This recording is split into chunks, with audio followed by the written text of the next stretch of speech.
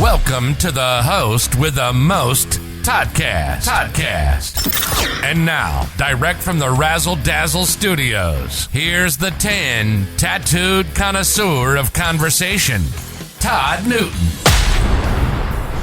Maria, I can't tell you how many requests we get here via email over at toddnewtononline.com. How many requests we get for the unwritten rules when visiting a nude beach. We get a lot of our listeners that... How many are going to nude beaches or are just looky-loos? Hundreds of our listeners love the nude beaches. They just love them. And, you know, it's... when is it not nude beach season, I say? That's what I say. So I have here the unwritten rules when you visit a nude beach. Okay? Okay. All right. Number one, please, you must bring a towel to sit on. Now, that's probably for your own benefit because you can imagine where that sand would end up here.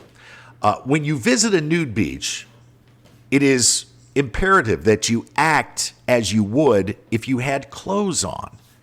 So you don't run around doing helicopter twirls and all that stuff, motorboating. You act as you would if you had clothes on, okay? Okay. When you visit a nude beach, these are the unwritten rules. It is okay to look decently. It is not okay to stare. When you visit a nude beach, you are not to take photographs that have or could have people in the background. Yes, it's public. I agree with that. It's technically legal, but it's an unwritten rule. It's just rude, okay? I thought this one was interesting. An unwritten rule when you visit a nude beach, do not set up your belongings, your umbrella, your towel, your chairs, whatever, too close to other people. It's important to give people a little bit of space when you're not wearing anything, I guess. Yeah, that makes sense. This is important. It should go without saying, but few things do anymore. When you visit a nude beach, do not comment on the appearances of others, positive or negative. You just don't do it. You don't do it. Gentlemen, and this always refers to gentlemen, do not go to the nude beach alone. And do not stay dressed while you're there leering at other people. This is not a peep show. Either join in or go to the regular beach. And the final unwritten rule when you visit a nude beach, with very few exceptions, nude beaches are absolutely not acceptable places for any type of sexual activity. Oh, thank you for saying it. Now, I know that a lot of people are probably a little disappointed there, Maria, because it probably sounded as if I was leading into a comedy bit there. Right. But those are actual unwritten rules when you visit a nude beach. That would be weird if you're just sitting there and you're naked.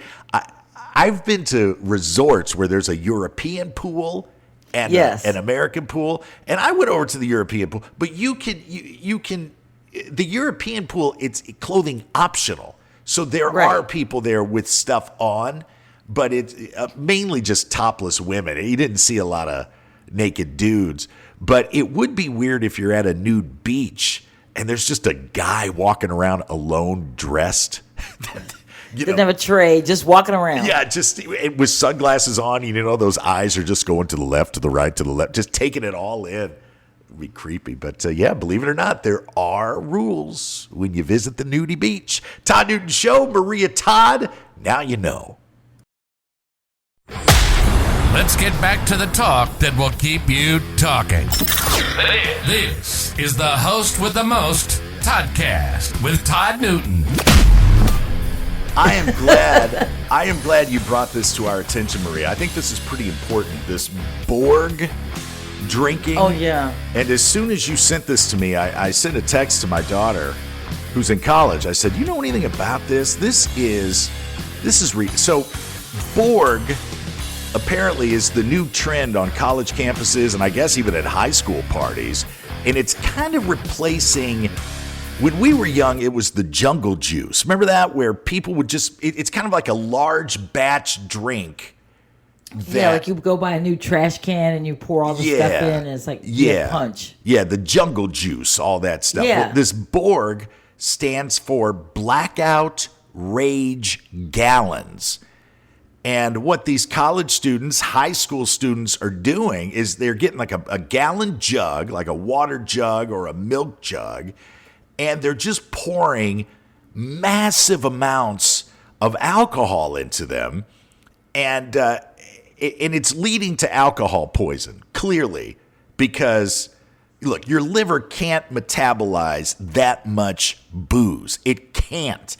I don't care if you're a college student listening now saying, oh, man, you don't know how much I could drink. Listen, I know how much the human body can take, and you ain't superhuman when it comes to this with these BORGs.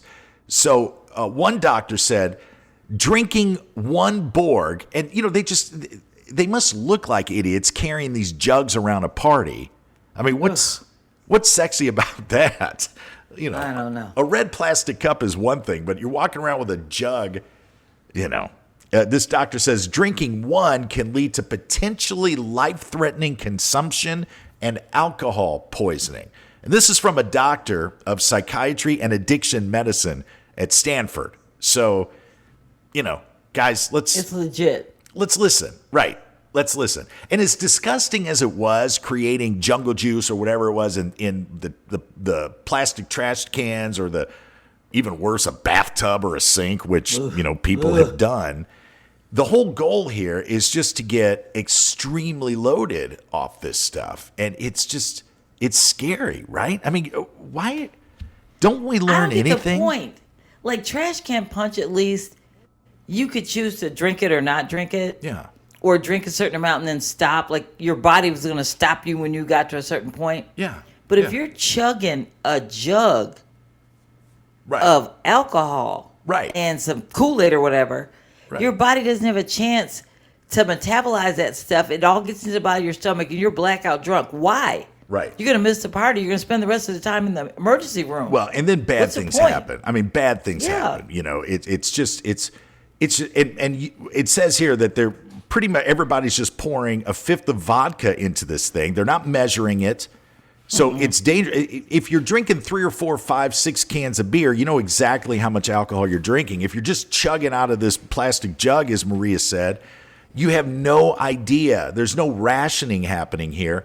And just to kind of put it in perspective, a standard drink contains 1 to 1.5 ounces of distilled spirits. So that's my vodka cran. I'm getting an ounce to an ounce and a half of vodka in a vodka cran. And a few ounces of cranberry juice. Right.